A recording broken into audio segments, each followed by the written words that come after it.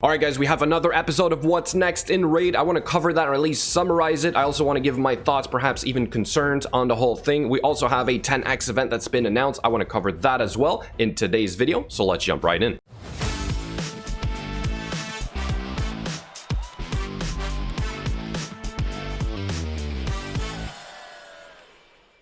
Quick reminder before I get started this morning that you can win up to $250 if you participate in the Amazon GameOn Clip-Off Contest. To do that, you need to post a clip to the GameOn app, and you need to use the following hashtags: GameOn Clip-Off, Raid, Ash, and then either Best Team, Epic Poll, or LOL. So you can download the app either for Android, iOS, or your computer, all of them, whatever, on the links provided in the Twitter post. It's also going to be in the description and comment section of this video. All right, so first section of What's Next in Raid covers clan improvements. It is very vague. We don't exactly know what this is going to be, but they do say clan challenges. Not too sure what that is going to be. It does seem to be different than clan versus clan. Clan specific content, again, not clan versus clan. Improved clan search, I suppose that can help a little bit, and quality of life improvements. The next section they talk about is clan versus clan tournaments. We've already talked about this. You basically know you have to earn some points by doing in-game activities, which will give you some rewards, but you're going to be pitted against another clan. I do want to bring something to your attention here. For example, this picture right here, which shows a time of 20 minutes. I don't know if this is for the example of this video, but if these clan versus clan tournaments only last 20 minutes, this might actually limit the amount of, let's say, resources players can spend to win these tournaments. Then they show this picture right here, which basically shows the clan versus clan when it first starts. Okay, so we see this ongoing for about 20 minutes, and we see that in the beginning, both of the teams can get the new accessories, but then later on, they do go over basically what happens as one team starts taking over the other team. You kind of see, sorry, here, this disappearing, and then you see that at some point there's just no way for the other team to catch up and get the new accessories. Therefore, it is going to be very important that you do your best to participate if you want to have those. But then they go on about the matchmaking system all the way back here, and I want you guys to listen this a little bit first, right? The initial tournament will be based on the ranking in the global leaderboard right now, but after that, it is going to be based on your performance of the previous one. So let's listen to that bit. That way you won't run into a top 10 powerhouse clan if it's your second week in Raid. After that first tournament, matchups will be decided based on how well each clan has performed in previous CVC tournaments. So there you have it.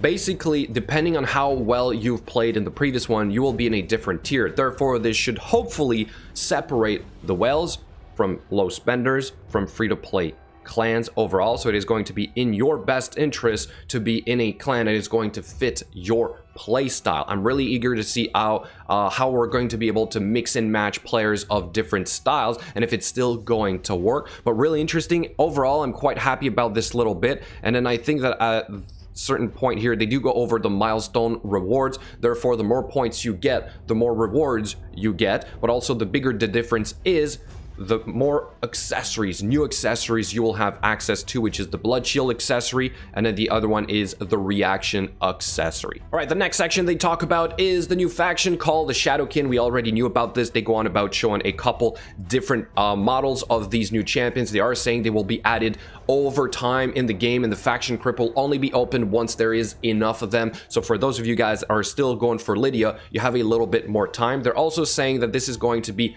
attack based heavy, so basically a kind of like faction that is maybe a little bit more glass cannon there to deal a little bit more damage. So do be cautious on which champions you decide to work on for your faction crypt to eventually work. All right, then the next part is new content, which I'm really excited about. I think it looks absolutely amazing. Whatever they're working on and whatever bits of information they give us is great. They are talking about the sort of like new system to tag your champions. This is great, but here's the best part. Then they talk about a way to control the skills of your champions in a team. This will allow you to pre-set up your skills so that you want to auto a clan boss with your unkillable team, for example. Maybe you want to auto the dragon with a certain team, but again, controlling the skill order is amazing. This is a huge improvement. I'm really excited about this one. Then in this next part, they cover the Doom Tower and 2 new champions that are going to be added to the game. They look pretty sweet. We don't know their skills yet. Obviously, they are going to be very unique. They're going to require specific teams to beat them. So this is going to be a new challenge for existing content in Raid. But speaking of new challenges for existing content, they go on about, level up to 25 of the Fire Knight, the Dragon, the Spider, and the Ice Golem. Therefore, also improving on that front. Then they go on about the missions. They're going to add more to the game to get another new legendary champion, which looks absolutely amazing. I don't know how hard this is going to get, but they do say that it is going to incorporate the Doom Tower and the tag team arena as missions for that. So that is fantastic. They go on also about reworking some of the older champions, adding new champions to the game of the existing factions as well. So constantly working on that front as well, which is great. But a lot of you will say this is diluting the pool. Yeah, it is, but Raid is all about releasing a new champion. So by now we're kind of used to it, so it's not the end of the world. And then they do talk about a new form of ascension. They don't go over the details of how this is going to work exactly. I don't know if this is going to basically ascend over the usual stars that we have. Really eager to find that out as well. And finally, they talk about this sort of like new concept that is going to work with the ascensions. I'm not too sure about it. Maybe you guys want to check the end of the video to figure it out. And now the last thing to cover before I let you guys go is the 10x event that will be starting this Friday for Ancient Shards, which is going to be Roxanne, Canderphone, Yannikov, Vizier Ovalus, Rector Drath, Korgan the Crowned, Senecal, whatever, and Fang Cleric. Now, is this a good time to summon?